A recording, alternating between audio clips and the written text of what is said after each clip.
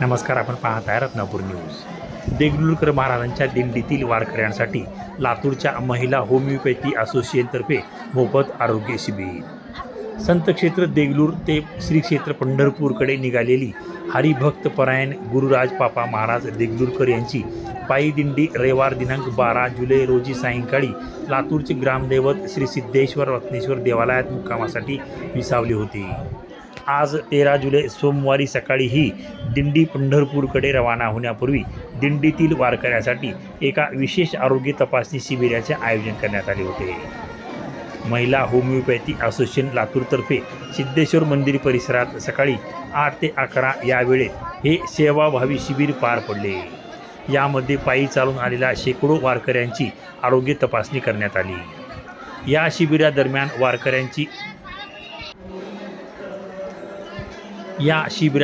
वारकऱ्यांचे रक्तदाब, बीपी तपासणी, पायदुखी, थकवा आणि इतर हंगामी आजारांची तपासणी करून त्यांना मोफत औषधोपचार मेडिसिन देण्यात आले.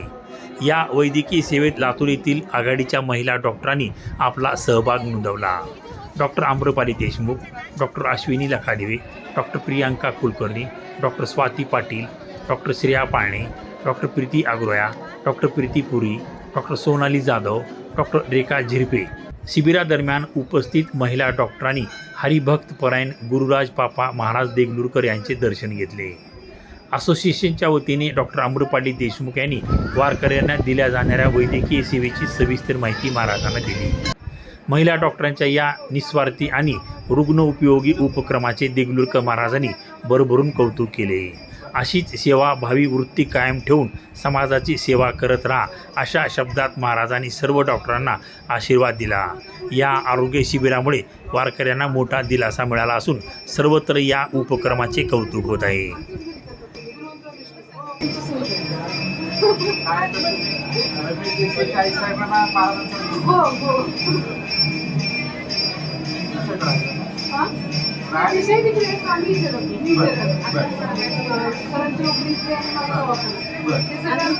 रत्नापूर न्यूज लातूर.